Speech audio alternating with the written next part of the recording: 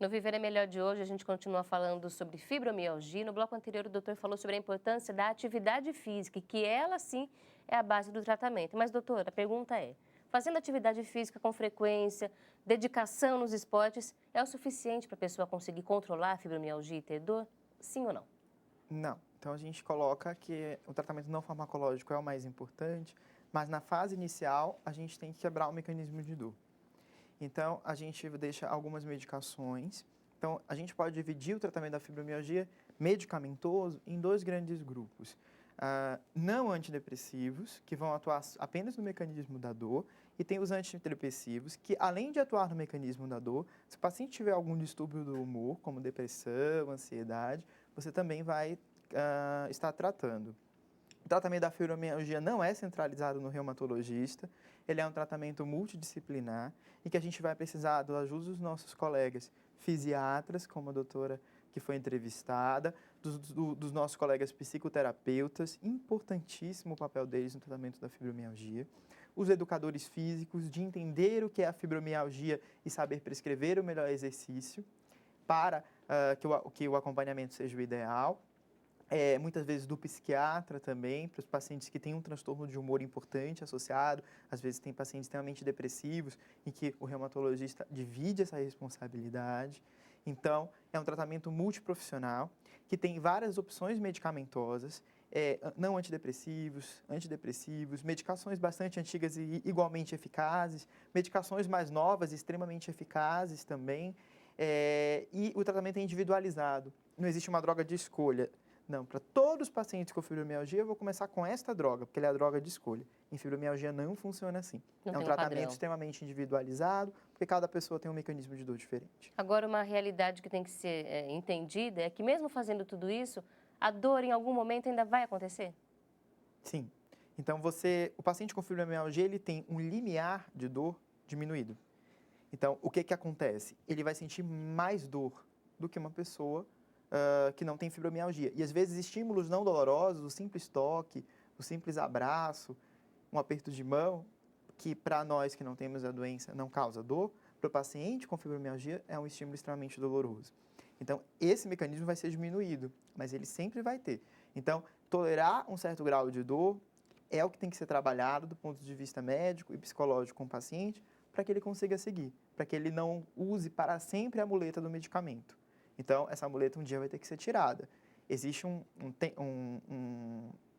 momento em que você vai conversar com o paciente e você vai entrar em consenso que chegou a hora de retirar.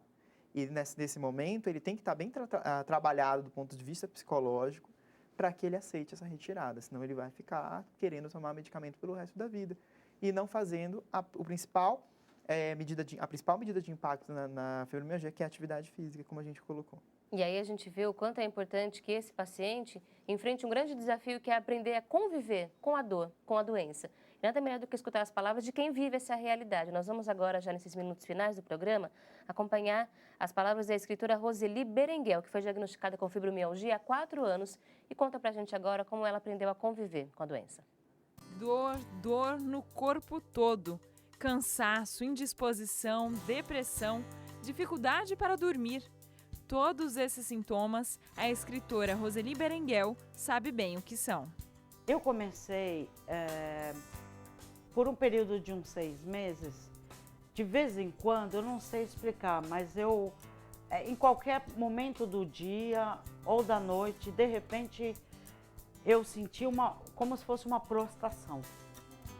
Era uma coisa assim, parecia que para mim pegar um copo de água, aquele copo pesava 200 quilos. Foi por meio dos sintomas da síndrome do túnel do carpo que Roseli conseguiu o diagnóstico para as demais dores que já sentia em outras partes do corpo. Eu tive umas 4, 5 vezes essa sensação. E eu ficava sem poder me mexer na cama, cheguei aí a pronto-socorro, fiz vários exames e ninguém sabia o que era. Aí, seguidamente, eu comecei, na madrugada, a acordar com as minhas mãos adormecidas. As mãos adormecidas e eu sentia um choque aqui nesses braços. Aí, quando ele terminou todo o exame físico, ele falou, olha, Eu tenho 2 diagnósticos para te fazer. Primeiro, você vai ter que fazer 2 cirurgias. Você vai ter que operar os 2 túneis do cardio. Mas agora eu não posso te fazer a cirurgia. Porque você tem um quadro de 21 pontos de inflamação da fibromialgia. Roseli foi diagnosticada com fibromialgia há 4 anos. Antes, sua rotina era digitar 9 horas por dia. Com o passar dos anos, ações simples ela já não conseguia mais fazer. É uma dor assim que eu vou te falar, sabe? Parece que a carne da gente tá podre, o osso tá podre.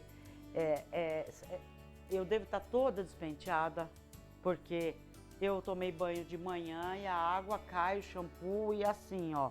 Não dá para passar um pente no cabelo. Tem crise que ela vem assim, ela pega tudo, corpo todo. Às vezes ela vem assim, mais na parte das pernas. Às vezes ela vem como uma fadiga grande só. Hoje eu estou sentindo o que exatamente? A sensibilidade que não pode nem encostar em mim. Olha, eu vou falar para você, tem gente que acha que é bobagem minha. Sabe essa costura da roupa? Me incomoda. Eu tenho, para mim dormir, eu tenho que tirar a roupa. Eu não posso ter uma costura assim e deitar em cima. Eu tenho uma calça de pijama que eu não tenho costura lateral. Essa dá para pôr. Hoje, Roseli, tratando a fibromialgia com acupuntura e consultas com psiquiatra, deixa um exemplo de perseverança e amor à vida. Há 4 anos sofrendo de fibromialgia, eu digo que eu não posso me colocar na cama e me entregar a isso. Não posso. Eu levanto da cama, vou fazer as coisas com dor, muitas vezes lavando roupa, escoradinha, obrigada, escorada numa pia, enfim, seja a forma que eu me adaptar, mas eu não me entrego à fibromialgia.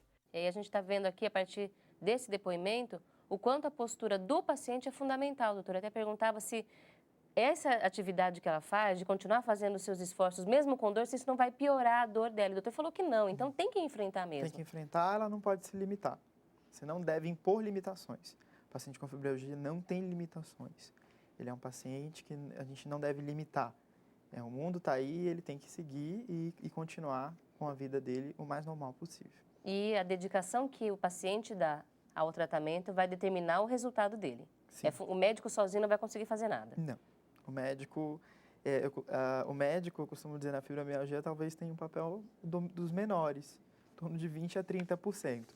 Então, a maior parte do tratamento, 70%, 80% do tratamento depende do paciente. E isso é o mais difícil, o paciente se conscientizar e abraçar essa causa. Bom, e aí a gente termina o programa de hoje com essa mensagem de que a medicina pode avançar, o diagnóstico correto, o tratamento certo, tudo isso ajuda, mas o paciente, a família desse paciente, esse compromisso deles é que é fundamental para garantir que o tratamento realmente tenha um bom resultado. E antes da gente terminar a conversa com o doutor, eu gostaria de aproveitar a presença dele aqui para fazer 2 perguntas sobre um outro tema, mas que é um assunto que nós tratamos recentemente aqui no Viver é Melhor. Ele vai responder rapidinho para a gente aqui essa dúvida encaminhada pelos nossos telespectadores, aproveitando a presença de um reumatologista. Doutor, essa pergunta veio do interior de São Paulo e a pergunta é: gostaria de saber qual a ligação do lúpus e a síndrome de Sjögren? São 2 doenças reumáticas, inflamatórias e autoimunes. O lúpus é uma doença mais bem conhecida pela população em geral, mas a síndrome de Sjögren ela causa olho seco e boca seca, são os principais sintomas. Mas a síndrome de Sjögren, a grande preocupação é que ela aumenta um pouquinho o risco de uma outra doença, que é o linfoma. Então, o problema da síndrome de Sjögren não é a doença em si, porque olho seco e boca seca vai dar cárie, pode dar alguns problemas na acuidade visual do paciente, mas a grande preocupação é o linfoma. E são doenças que podem cursar juntas. Então, a gente tem o síndrome de Sjögren primário, que é só síndrome de Sjögren, e tem o paciente que tem síndrome de Sjögren secundário, ao lúpus ou artrite reumatoide, por exemplo. E agora uma outra pergunta, Naís Soares Brandão, do Rio de Janeiro, disse que há uns 3 meses surgiram algumas bolinhas em seu corpo, coça muito, já procurou um profissional que a medicou, mas não conseguiram fazer nenhum diagnóstico. Ela quer saber se poderia ser lúpus. Sem avaliar a lesão é difícil, né? Mas qual é a característica da lesão do lúpus? É uma lesão em área fotoexposta. O que é área fotoexposta? É que tem contato com a luz, contato com o sol. Então, são as áreas mãos, face, V do decote. E o que mais chama atenção nesses pacientes com lúpus é o que a gente chama de fotossensibilidade. São lesões que, caracteristicamente, com exposição solar, Pior. você tem pior, ela fica mais avermelhada e coça.